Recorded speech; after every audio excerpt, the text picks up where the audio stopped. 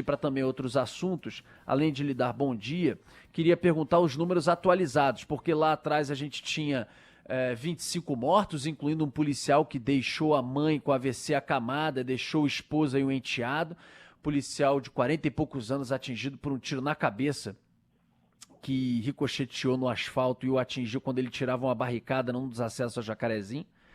Mas também nós tivemos mortos até aquele momento, 24 pelo menos, quando a gente falava no programa na sexta-feira, 24, que segundo a Polícia Civil eram bandidos, comprovadamente bandidos, segundo a Polícia Civil. Quais os números atualizados? E além desse policial, trabalhador na linha de frente, o senhor garante que todos os outros tinham envolvimento direto com o tráfico de drogas?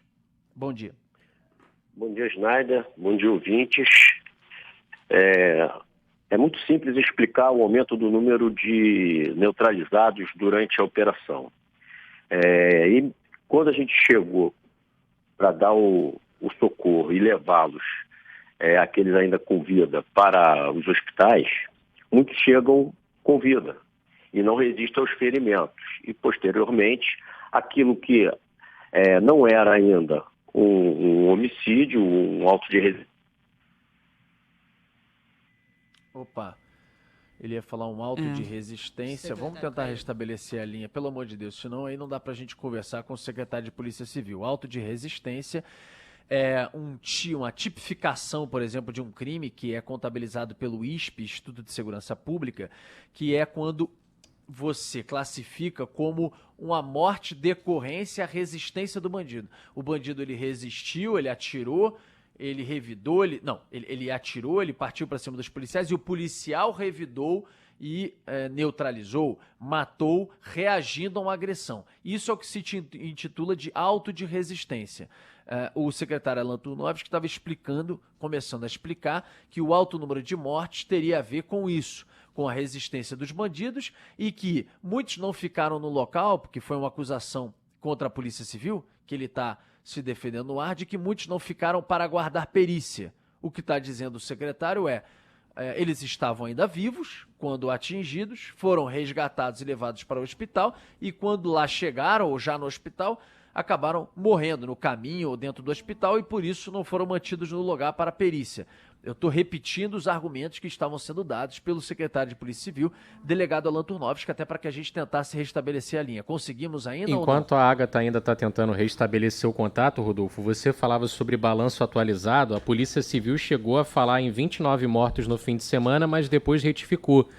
Ficou em 28 porque uma morte identificada na região ainda não tem o seu envolvimento com o confronto no Jacarezinho confirmado. O secretário Alan Turnovski já nos ouve novamente, Rodolfo. Então vamos lá, secretário, interrompeu quando o senhor falava sobre auto de resistência, ia complementar e atualizar o número também. Então, de 24 passamos para 27 mortos em confronto, e eu afirmo e tenho provas de que os 27 traficantes que morreram no embate com os policiais têm provas dessa circunstância, que não morreu nenhum inocente. Então, assim, a gente, inclusive, hoje forneceu a toda a imprensa do Rio de Janeiro esse relatório de um por um, constando a ficha penal deles e o envolvimento, as provas do envolvimento deles com o tráfico de drogas. Além disso, não só o tráfico de drogas, como vários deles com passagem em assaltos. Eu estava vendo aqui vídeos, não consegui ver de todos, mas eu vi de muitos, de vídeos, alguns com passagem pela polícia. Deixa eu só voltar na questão do número, secretário, para a gente não ficar com isso ainda embaçado. A polícia chegou a divulgar 29 mortos. Você falou 27 em confronto, segundo o que o senhor diz, são traficantes, mais o policial, o André, 28. 28, esse era o nosso número. A gente não divulgou 29, né? A gente divulgou a gente divulgou 24 e chegou a 27. E depois com mais um morto, que era o nosso policial, 28. Tá? Que, na verdade, eu já te peço um espaço, porque é exatamente essa questão de que a polícia divulgou, de que a polícia falou. Nós estamos com muita cautela na divulgação dos fatos. a gente está sofrendo uma onda de ataques de fake news. Por exemplo, foi dito que um dos traficantes teria tomado uma facada. Isso saiu em todos os jornais. Isso foi desmentido. Foi dito que os traficantes tinham saído para comprar pão. Isso foi desmentido com fotos do que o traficante era inocente, que tinha ido na padaria. Isso foi desmentido com fotos dele no tráfico de drogas. Então a gente está com calma, a gente está investigando com calma, que é um padrão nosso. Foi assim no caso Henri. Nós vamos com muita calma e mostrando à sociedade, mostrando à imprensa, mostrando a todos que interessam, que essa ação foi uma ação legítima. Então, todos os dias a gente vai atualizar as informações que são precisas, mas podem ter certeza que, apesar de todas as contra-informações que a gente está sofrendo, a gente está dentro da legalidade e vamos aos poucos mostrar isso tudo. Secretário, eu vi a declaração no The Intercept de um morador dizendo que na casa dele, no quarto da filha dele, os policiais entraram perseguindo um homem que estava baleado, acho que no pé, acredito, e acho que ele deixava entender que realmente era um traficante, mas que, segundo ele, teria entrado sem arma na casa, já desarmado. Ele com a filha, eles saíram correndo, que os policiais entraram e que, segundos depois, ele ouviu disparos e que, segundo ele, o traficante foi executado no quarto da filha. O quarto da filha estava ensanguentado, as imagens mostravam isso. Houve execuções, secretário, nesta operação e, diante dessas informações, até para que, como o senhor disse, que a Polícia Civil possa botar os pingos nos is, né, demonstrar transparência, essas situações como essa narrada estão sendo investigadas para caso, porque veja, muitos acreditam que bandido bom é bandido morto. Quem escuta o programa sabe o quanto que aqui não se passa a mão na cabeça de bandido, mas de forma alguma. De forma alguma, tá certo? E outra, o que eu sempre falo e defendo é que a gente siga os ritos processuais e o que manda o figurino. O que manda o figurino, mesmo que seja um bandido, um crápula ou o que for, o que manda o figurino, eu até, por exemplo, você pega o tal do monstro Jairinho, já que o senhor citou o caso Henri, esse era um cara que eu às vezes me pego refletindo internamente se não deveria se debater no Brasil pena de morte para esse tipo de caso. Mas isso é uma outra discussão. Hoje não tem. Independentemente do caso, hoje não tem. Então, a polícia, como o senhor sempre fala e defende, o senhor é delegado, tem formação no direito, nessa área jurídica, o senhor sabe muito bem que a polícia tem que seguir o rito. Esse figurino pode ter acontecido, o rito seria, se ele estava sem arma e tudo, render, levar preso ou o que for. Ou a polícia está investigando essas outras denúncias, ou o senhor já diz que tudo isso caiu por terra e não aconteceu? Todas as informações que a gente tem até o momento não indicam qualquer tipo de execução. Mas da mesma forma que eu peço para que os jornalistas não usem a palavra chacina, não usem a palavra massacre antes da investigação, eu digo da seguinte forma: até hoje não há nada de concreto de qualquer execução que tenha ocorrido dentro do cenário de confronto que teve lá. Schneider, você conhece, porque a gente já esteve junto em operações, como no Complexo do Alemão, o que é uma troca de tiro. A gente não conseguia andar, você lembra bem disso. E dentro de um cenário desse, foi dita, e não pela Polícia Civil, mas foi dito, e vamos usar isso como verdade, então, que eles entraram em várias casas. Quando um criminoso ele entra dentro de uma casa, ele é pego dentro de um ônibus, qual é a primeira providência dele para se entregar? Normalmente ele faz refém. O dono da casa, o passageiro do ônibus de refém. E aí exige a presença da imprensa, exige a presença da família até se render. Foi assim em vários lugares, foi assim do ônibus, foi assim numa invasão que a gente estava junto lá na Ilha do Governador. É esse o padrão. Me causa perplexidade que nenhum desses endereços sugeridos por essas contra-informações houvesse um único traficante que fizesse uma família de refém até se render.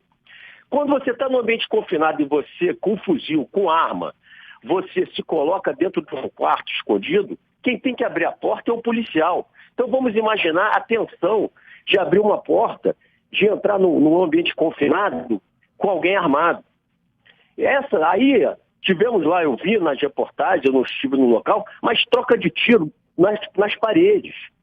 Então é o que eu falo, vamos aguardar as investigações. Até o momento, não há nada de concreto que leve a essa afirmação, mas nós estamos ali para apurar. Nós vamos bater. Como é que é uma investigação, Schneider? Você tem o laudo do morto, do cadáver, você tem o depoimento do policial e depois você tem um segundo laudo de uma outra equipe da Delegacia de Homicídio que vai casar o laudo do local, o laudo do corpo e o depoimento dos policiais e das testemunhas. Isso faz parte do processo de investigação. Querer antecipar, chamar de chacina, chamar de massacre, é politizar a investigação. E isso nós não vamos permitir. Eu aqui no programa na sexta-feira falei muito sobre esse assunto e em determinado momento lembrei também que os próprios traficantes, as imagens aéreas mostraram isso, os próprios traficantes invadiram diversas lajes e casas para fugir da polícia quando estavam encurralados. Muitas vezes eles invadem as casas dos moradores para ficar ali dentro escondidos, para se passar por moradores ou para, em último caso, fazer refém, como disse o secretário da Polícia Civil. Mas voltando nesse caso, até para reforçar o fato de que a Polícia Civil vai se investigar.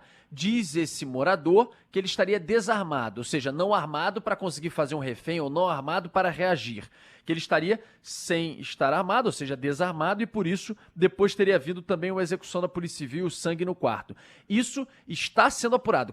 Cada caso ou cada denúncia, a polícia está apurando, é isso? Vai ser apurado. Se essa testemunha, se a gente identificar a testemunha, a gente vai ouvir e a gente vai comparar não só a palavra dela, como a palavra do policial, e vamos comparar os laudos. É assim que funciona a investigação. Tudo vai ser apurado.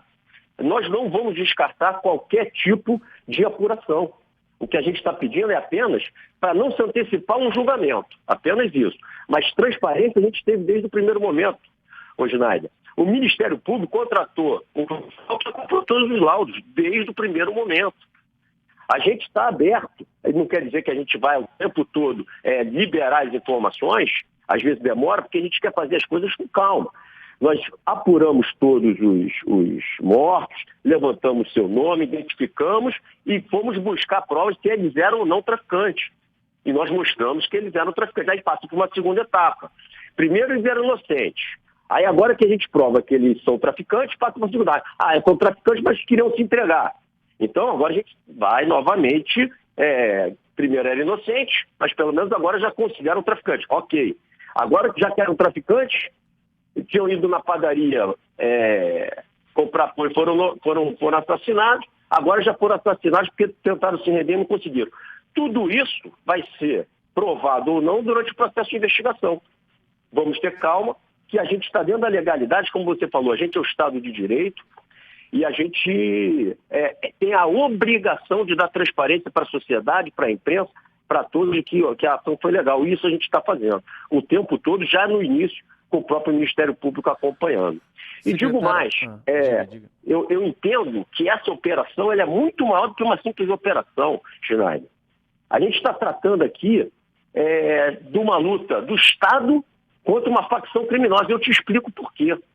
Uma semana antes, os dados de inteligência que chegavam na cúpula da Polícia Civil diziam que as lideranças do Comando Vermelho nos presídios estavam insatisfeitas, vejam bem, porque a polícia só fazia operação nos seus territórios. Olha o abuso. E aí eu te pergunto, quem criou a força-tarefa contra a milícia? Quando eu tive 17 milicianos neutralizados no início da gestão, 700 milicianos presos durante essa gestão, com parcerias com a Receita, PRF, MP, mais de 1,5 bilhão arrecadados da milícia, por que não houve essa articulação política? Por que não houve essa articulação nas mídias?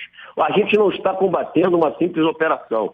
A gente está lutando contra o crime organizado, articulado e politizado. E eles têm dinheiro, Schneider. Eles vendem droga, eles assaltam residências e comércios. Eles têm dinheiro para essa articulação. Não vamos minimizar a inteligência do traficante porque não estudou. Eles são grandes comerciantes com cifras bilionárias e estão articulados. Essa é a nossa luta, do bem contra o mal, do Estado contra uma facção criminosa.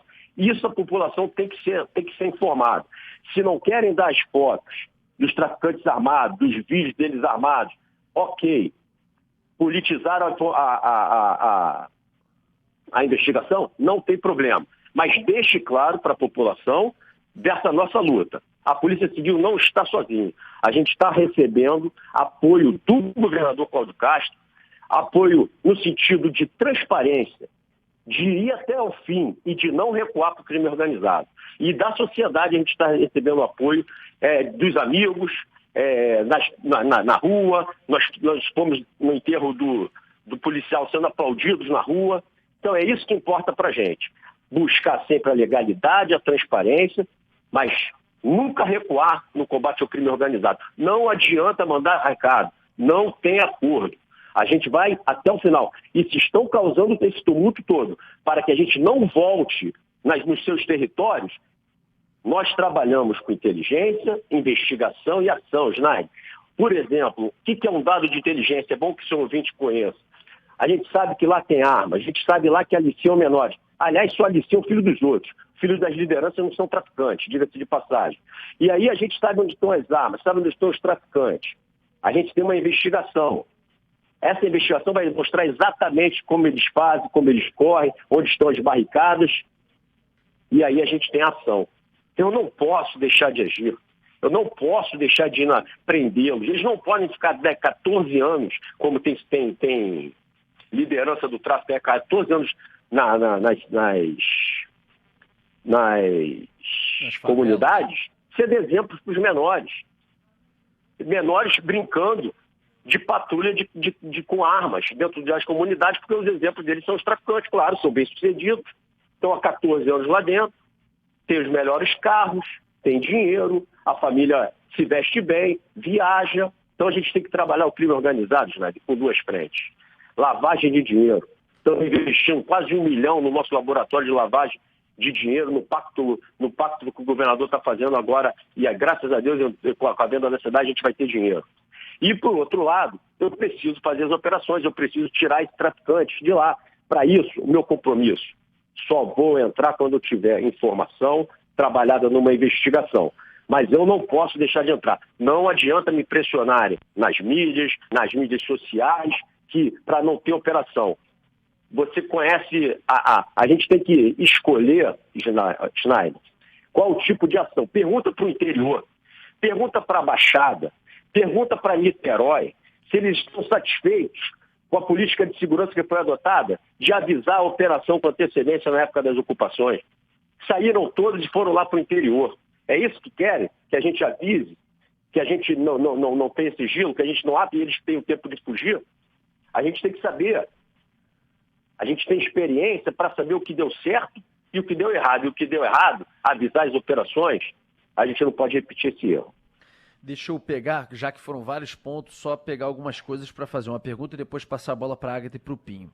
Por exemplo, as pessoas realmente, muitos, não entendem ao criticar a operação, e olha que pode sim criticá-la. Eu mesmo coloquei alguns pontos, eu classifiquei já de antemão, quando perdemos um policial civil reconhecido por todos, eu ali já de antemão falei que para mim tinha sido um desastre. Outros feridos dentro do metrô, etc. Para mim ele tinha sido um desastre, por mais que você faça todo o impacto posterior, mas perder um agente, um herói, um policial civil que teve toda uma carreira ilibada dentro da corporação, já era, na minha opinião, dessa forma. Agora, tem gente que não entende o que é, por exemplo, planejamento e inteligência. Quando uma operação, para alguns, pode ser classificada como uma operação que deu errado, dizem, ela não teve planejamento e inteligência. Isso é não compreender o que é uma operação policial. Você pode, muitas vezes, inclusive, ter inteligência e planejamento e, na hora, alguma coisa sair de uma maneira errada. E o contrário também. Aliás, essa operação tem um outro fato sendo investigado que pode ter atrapalhado ainda mais o planejamento e a inteligência, que foi um documento encontrado do Ministério Público dentro da comunidade que pode ter sido vazado, sei lá, pelo Ministério Público ou por quem for, a informação. Se isso foi vazado e parece que foi, deixando os traficantes saberem antes que isso aconteceria em algum momento, alguém ajudou a apertar o gatilho para matar o policial civil. Alguém tem digital nesse crime, vazando a informação. Mas eu queria, secretário, primeiro o secretário citou também a UPP. A UPP avisava, na maioria das vezes avisou antes, que a ocupação aconteceria para não acontecer o confronto, e aí você passou a ter migração de traficantes para a Baixada, para o interior, para Niterói, enfim, para Angra dos Reis, que virou um polo ainda mais forte, Paraty, por aí vai. O secretário falou sobre os moradores. A gente botou um depoimento sexta-feira de um morador que mora há 4 décadas no Jacarezinho, e ele disse, esse morador, e tantos outros moradores, concordamos que quando a gente entende que a operação ela vai na liderança, ela é uma operação pensada, planejada, e ela vem para a comunidade, a gente sofre muito, a gente tem muito medo, mas a gente não quer também que eles fiquem aqui encastelados, abandonados, achando que é território deles e que a polícia não pode entrar. E aí a minha pergunta vai um pouco no final da sua resposta, a última resposta, secretário. Se por um lado a gente entra, mata, segundo a Polícia Civil, 27 traficantes. No dia seguinte, ou no mesmo dia, segundo esse morador, as bocas de fumo já estavam operando normalmente. Substituem imediatamente. Infelizmente, o banco de reserva está lotado. Ou eles mandam de outras comunidades imediatamente, como o Comando Vermelho fez no mesmo dia, no dia seguinte. Isso do lado da própria cidade da polícia, onde fica boa parte das suas delegacias especializadas. Se a realidade ali continua da mesma forma, eles provavelmente já recolocaram barricadas e por aí vai. Tá certo? Você tem a polícia se arriscando e enxugando gelo. Essa é a realidade que, inclusive, o senhor acompanhou a carreira inteira, a vida inteira, como lá atrás no Complexo do Alemão e tantas outras comunidades. Como é que também, por outro lado, a polícia não vai? Então fala assim, olha, isso aqui é enxugar gelo, então eu também não vou expor o policial, não vou ter perigo de bala perdida ou o que for, eu vou então deixar. Já que o cara já manda lá, eu deixo. Foi um pouco a política do Brizola, por exemplo. Se teve acordo ou não teve, ninguém consegue afirmar, mas foi a política do Brizola. Mas aí você deixa, o cara ele vai aumentando o poder, seja a liderança dele, o exemplo para o menor, seja o que ele vai fazendo, tomando casa de morador, aliciando namorada, como vocês falaram. Qual é, então, na sua opinião, já que o senhor também fez críticas aqui ao projeto PP, o que poderia ser, além do braço forte de lavagem de dinheiro em cima desses caras que ganham bilhões e bilhões, como o senhor disse aí, na milícia e também no tráfico, o que então é um projeto de segurança que possa dar certo, para a gente um dia poder olhar para frente e falar o seguinte, vamos parar de operações, que por um lado muitos até concordam que ela deve existir, mas por outro também enxergam que elas não solucionam e não vão solucionar, porque na semana seguinte os caras já estão com meninos com fuzil na mão, comprando outras armas, elas estão entrando, as drogas também, elas entram aqui com uma quantidade, uma profusão gigantesca pelo Paraguai, Bolívia, tudo que o senhor conhece. Então qual é a solução? É refazer uma UPP com mais contingente para realmente você tomar o território, como a gente teve no Dona Marta, que é uma comunidade menor, mas não sei se a gente teria dinheiro e contingente da PM para fazer tudo isso. É entrar com o estado inteiro, porque senão a gente vai ficar sempre cachorro correndo atrás do rabo. Não sei o que o senhor tem a dizer sobre isso para os nossos ouvintes. Muito boa pergunta, Schneider. Olha só. Primeiro eu vou entrar nesse finalzinho que eu gostei muito. Você falou, quando os meninos entram para o crime. É aí sim, aí sim. Aí que os direitos humanos, que eu preciso da ajuda dos direitos humanos. É quando eles buscam esses meninos para entrarem para o tráfico. E não quando eles são traficantes armados que enfrentam a polícia. Ali não é uma questão de mais de direitos humanos, é uma questão de defesa do Estado. Então eu peço encarecidamente que nesse momento a gente tem apoio. Então são 2 etapas, como você falou. Primeira etapa, as operações, elas têm sim um lado muito positivo, que é o enfraquecimento da facção criminosa. São muito menos assaltos do Jacaré, por exemplo, que assalta na Zona Sul, assaltou, do Jacaré aquela morte no túnel Noé Rosas, do garoto que ia para a Ceasa, do Jacaré, daquela área ali que veio a bicicleta da Lagoa, os grandes assaltos na Zona Sul. Então, assim, com certeza eles estão muito mais fracos. Inclusive, um desses assaltantes, a gente tem prova de um crime investigado em Itaboraí. Ele e a namorada roubaram celulares em Itaboraí. Então, eles estão muito mais fracos, sim, e é muito bom para a sociedade tê-los afastados de seus comércios, de suas residências. Isso é o número 1. Com relação a uma solução definitiva, eu concordo contigo que a gente tem que sim repensar que não é só a polícia que está ali. Mas a polícia chega primeiro sim. E é essa a visão hoje do governo do Estado. Recriar ou melhorar outros aspectos que não só a polícia, mas não descartando a polícia. Então, assim, está sendo preparado um estudo, sim, de uma nova maneira da gente trabalhar, dessa reocupação, mas dessa vez não só da Polícia Militar. Tem que incluir a Polícia Civil, com a inteligência, com a investigação que foi afastada, para que os outros setores, que são os setores de direitos humanos, de saneamento, possam entrar e ter tranquilidade. E não ter que perguntar ao bandido se pode sanear aqui, se pode entrar, se não vai ter troca de tiro, se o trabalhador... Sem acordo. Eu acho que não pode ter acordo para a gente entrar nas comunidades. E para isso você precisa da polícia. Que seja uma devagar, uma menor, a gente refaça e vá continuando. Eu acho que é por aí o caminho e é o que eu tenho ouvido. Não é só a minha área, nesse caso, é uma articulação comandada pelo próprio governador e ele está muito atento a isso e ele está cobrando esse planejamento. Então não é só a polícia que vai entrar.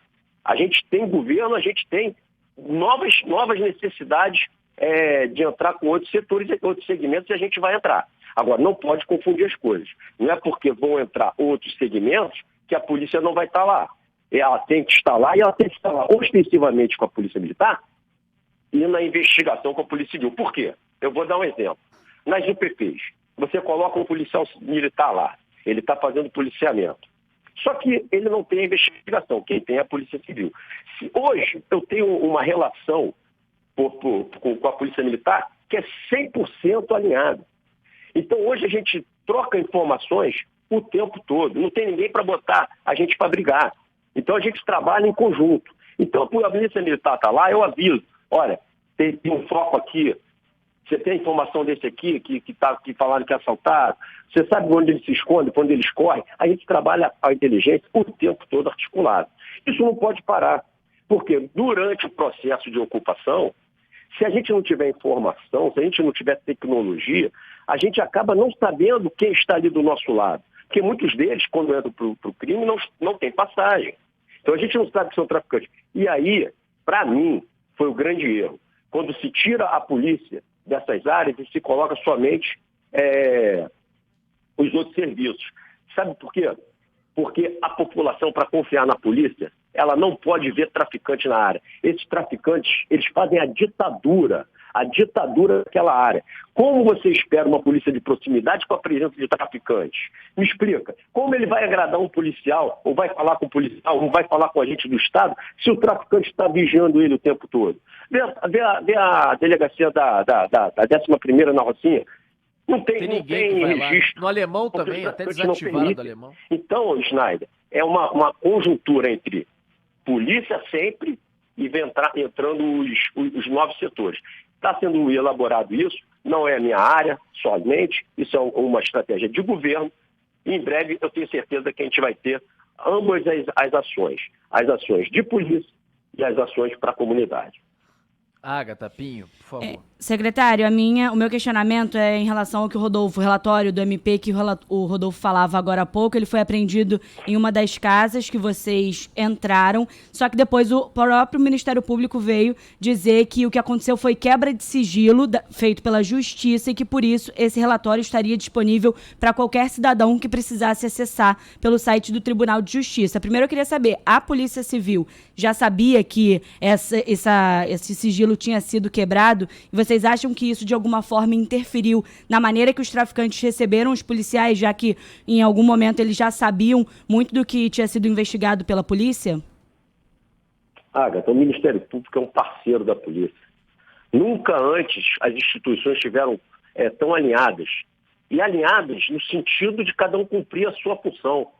Quando houve a operação, o procurador-geral me ligou e falou que iria colocar o profissional lá para acompanhar as autópsias. Imediatamente, a gente aceitou. Eles têm o dever legal de nos fiscalizar. Existe uma determinação do ministro aqui na STF que o Ministério Público acompanhe. Isso está sendo cumprido. Se houve ou não vazamento, isso não importa. Porque, na verdade, o que houve foi uma ordem das lideranças para eles não saírem, não fugirem, para eles enfrentarem. Porque eles estão articulados politicamente, eles precisam dessa confusão para impedir que a gente retorne lá. Então isso é estrategicamente articulado, politicamente pensado. Eles têm dinheiro de tráfico de assalto para bancar isso. Então isso para mim é muito pequeno se eles tinham acesso ou não a uma denúncia. Isso é discutir coisas que nada tem a ver com a ordem de enfrentamento. A gente está falando de coisas maiores do Estado contra uma facção criminosa, do Estado contra a milícia. É o bem contra o mal, é isso. Secretário, a gente teve várias rodadas de debates desde que o ministro Edson Fachin, do Supremo Tribunal Federal, lá atrás, no início da pandemia, restringiu as operações policiais em favelas do Rio de Janeiro. Eu sei que a Polícia Civil também se envolveu em várias dessas discussões com o Ministério Público, Defensoria, entre outros órgãos e movimentos sociais também. O senhor atribui a preparação do tráfico de drogas a essa decisão do STF? Por que eu pergunto isso? A letalidade foi muito alta da operação. A gente sabe que houve confronto, houve resistência do tráfico. Daqui para frente, sempre que a polícia tiver que fazer uma operação em uma favela tão perigosa quanto a do Jacaré, é isso que a gente tem que esperar encontrar? É o tráfico fortemente armado e cada vez mais preparado? Como que a inteligência de vocês está percebendo a movimentação dos bandidos, desde que, naturalmente, com a decisão do STF, foram reduzidos os números de operações realizadas aqui no Rio? Sinai, eu vou lhe contar um fato concreto, porque eu gosto de falar com casos concretos e não com experiência em livros. Durante a pandemia, eu tive um problema eu era diretor de Polícia da Capital, eu ainda não era secretário, e eu tive um problema na 39ª Delegacia Policial de uma tentativa de homicídio contra um policial nosso. E a gente teve que se empenhar nessa investigação que acabou com a prisão dos autores. Eu fiz 4 diligências. Nessas 4 diligências, a metade da minha delegacia pegou Covid. E eu tive que reforçar a delegacia com outras delegacias para não ter que fechar. Então, a ordem do ministro Fachin no STF, ela em momento algum, ela vetou ou vedou as operações. O que aconteceu é que nós mesmos também não tínhamos condições de fazer grandes operações, grandes aglomerações e nos contaminarmos. Nós preferimos segurar a rua para que não houvesse problema nos comércios, nos supermercados, ao invés de aglomerar em operações. É esse o conceito da ordem do Supremo, que fazem uma interpretação negativa, uma interpretação a favor de uma facção criminosa. Isso não está na decisão do ministro. Ele não nos proíbe de trabalhar. E agora, com a necessidade, com a excepcionalidade, os mandados de prisão são 2 dias que tinham saído. Então, até a atualidade dos mandados nos permitiu, dentro da legalidade imposta pelo Supremo Tribunal Federal, agir. E foi o que nós fizemos com acompanhamento e comunicação a quem eles mandaram, que foi o Ministério Público. Nós todos somos o Estado Democrático de Direito. Quem não é Estado, quem não é direito, é a facção criminosa que manda enfrentar e se aproveita, porque são articulados, de eventuais interpretações maldosas do que o Supremo determinou. Então, assim, não há nada de errado, a gente cumpre decisão judicial, seja de primeira instância, muito mais do ministro do Supremo Tribunal Federal, porque a gente respeita o Estado Democrático de Direito. Nós temos limites legais. Quem não tem limite legal é o tráfico, é a milícia. Por isso a gente combate o nosso compromisso com a sociedade de continuar dessa forma combatendo o tráfico. Aliás, se eu não combater o tráfico de droga nem a milícia, o governador Cláudio Castro me tira. O secretário, o senhor falou sobre a decisão lá de trás do Fachin, porém, logo depois da operação, ele pautou agora para a semana que vem, dia 21, a discussão, mais uma vez aí um recurso do partido PSB, para discutir questão de grande letalidade policial nas operações. Então, certamente, com a operação do Jacarezinho e com essa pauta da semana que vem, o assunto vai de novo ferver no Supremo, e eu não duvido Não duvido, aliás, eu diria que apostaria de que outras restrições, se esse julgamento for finalizado, outras restrições ou recomendações serão colocadas.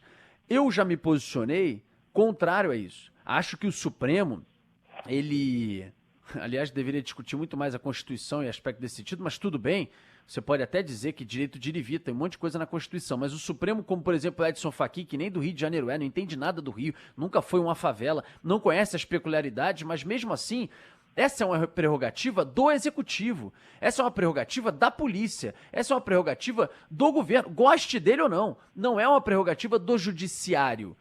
O Judiciário ele não tem debaixo dele, articulado ou devendo satisfação a ele, um braço policial, como a Polícia Civil, como a Polícia Militar.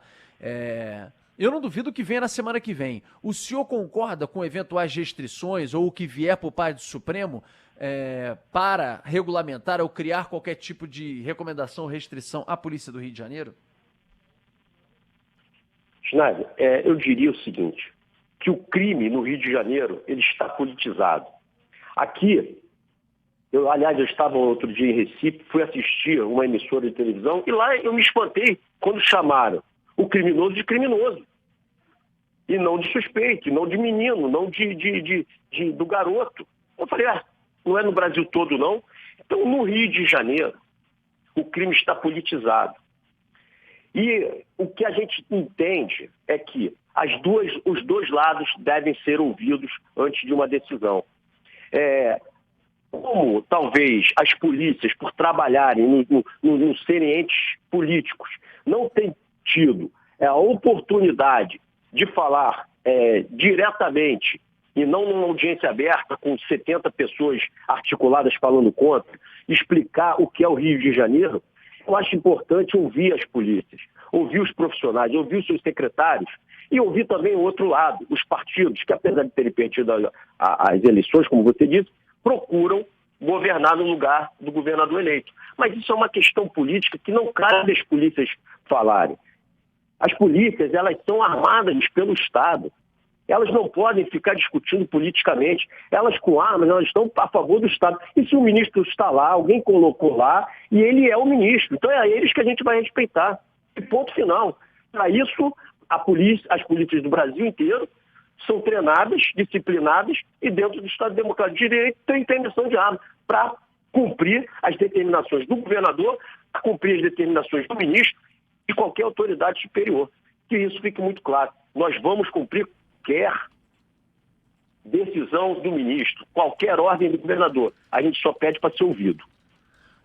O Vitor aqui na nossa live no YouTube falou, Rodolfo, mas por que os bancos de reserva estão cheios, né? Eu falei de banco de reserva para substituir tráfego, enxugação de gelo quando você tem operação. Morre, dia seguinte tem outros lá. A gente tem que se aprofundar nesse debate, disse o Vitor com toda a razão. Aliás, eu sugiro a Band News FM no Rio de Janeiro para a gente pegar um horário e debater esse assunto com o próprio secretário, com pessoas que pensem de forma contrária, a gente debater longamente, inclusive se aprofundando mais. Mas como disse o Antônio Carlos Pereira, Darcy Ribeiro, se não construirmos escola, a gente não vai resolver a situação. Lembrou Darcy Ribeiro, que foi, aliás, quem fez o conceito desses CIEPs, que eram escolas para você ter o estudo com um complemento depois de atividade, de educação física, de arte. Essa era a concepção que foi jogada fora. Me permita interromper, Schneider? Claro. Você falou de Darcy Ribeiro, você falou de piscina, de estrutura, de esporte, quando você fala de CIEP. E você sabe que eu gosto de surfar. E eu fui na academia de polícia e vi lá que tinha uma piscina desativada. E uma das coisas que mais me incomodam é ver uma criança não saber nadar. O filho da menina que trabalha lá em casa, o neto, aliás, é um garotinho, e vem aqui, eu moro na Barra, vem na minha casa, não pode ir na praia, porque ele não sabe nadar. Então, assim, é nesse ponto, nesse aspecto que você falou de buscar essas soluções, que a Polícia Civil está abrindo a sua academia junto num processo em parceria com a Secretaria de Esporte. Eu vou abrir as piscinas, Porque quadra de futebol tem em qualquer lugar, mas piscina não. Para todas aquelas comunidades, para os garotinhos aprenderem a nadar. É disso que eu estou falando. É aí que a gente tem que atuar junto com os direitos humanos e não depois nos efeitos. Então, o que você falou de CIE, de Darcy Ribeiro, de esporte, isso sim a gente precisa de ajuda. E por isso eu pedi ajuda à Secretaria de Esporte. Não é o meu mistério treinar esses meninos, tratar direto com esses meninos. Então, pedir ajuda. Então, estou pedindo ajuda dos direitos humanos. Estou pedindo ajuda para que eles não entrem no tráfico. Porque depois é complicado quando eles passam a linha. Porque eles aí eu já boto em risco a própria sociedade. Eu tenho que agir. Então, eu te agradeço você ter falado isso, ao ouvinte que puxou esse assunto. E a Polícia Civil, a Polícia Militar, ela está disposta a conversar e apoiar irrestritamente para que esses meninos não virem traficantes. Muito obrigado por você ter colocado isso. Olha, só para finalizar, numa última pergunta, aliás, de um ouvinte que me escreveu, um promotor que pede para não ser identificado, mas eu vou te fazer a pergunta na sequência, mas só para finalizar esse tema anterior, gente, nas comunidades tem milhares e milhares de pessoas, e a grande, absoluta maioria, mais de 99,9%, das pessoas são honestas, trabalhadoras. Os meninos, com seus exemplos, com as suas dificuldades, a grande maioria, eles resistem ao tráfico. Porque, vamos lá, só uma pergunta objetiva, secretário. Quantos traficantes você diria que o Jacarezinho tem, assim? Quantos traficantes você, chutando alto, quantos traficantes o Jacarezinho deve ter na zona norte do Rio de Janeiro, assim? Todos com fuzis na mão e etc, etc. Pode contar aviãozinho. Vamos dizer que eles tenham assim, eu levei azar nessa pergunta, que eu não sou muito especialista. Não, fala de outra comunidade que o senhor já teve eu não gosto de falar de livro, eu gosto de falar o que eu sei. Mas vamos para a gente poder ilustrar, vamos dizer que ali tenham 4, 5 pontos de boca de fumo. Cada boca de fumo dessa, a gente vai ter aí 20 traficantes armados, mais o olheiro, mais a pistola, mais o cara que vende. Vamos botar aí 50. A gente está falando aí de 300 garotos, de 300 garotos. Isso não é nada perto dali. Não é mais do que isso. Sabe qual é o tamanho da comunidade? Entendeu? Então, assim, na verdade, ele está certo, o promotor. A comunidade é um lugar de pessoas do bem. Mas essas pessoas não têm voz, porque elas não podem falar do traficante. Só quem fala lá é quem é a favor do traficante, não morre. Então, assim, essas pessoas, elas precisam sim dos direitos humanos, elas precisam ter voz. Por que as pessoas não podem falar dentro daqui que estão revoltadas com o traficante que esquartejou a namorada? Com o traficante que é suspeito de ter matado 3 meninos que foram roubar passarinho? Por que essas pessoas não podem falar? Porque elas vão morrer. É aí que a gente tem que trabalhar. Elas estão na ditadura do tráfico. Então, são 300, 400 bandidos para milhares de trabalhadores, milhares de pessoas do bem. Então, não é tanta gente quanto as pessoas imaginam. Eles não são tão fortes. Eles estão agora articulados para a gente não ir lá. A gente fez essa operação e olha a minha responsabilidade para eu agora falar para ele fazer mais uma operação. Olha a pressão que eu vou botar nos meus policiais. É isso que a sociedade não está percebendo, que essa pressão toda não é pela operação, é para a gente não voltar. Mas a gente não vai recuar. A gente não vai recuar. A favela do Jacarezinho tem 37 mil moradores. Eu acabei de pesquisar segundo o último levantamento. Se tem 300, bota 400. É o quê? 1% disso? 10% seriam 3.700.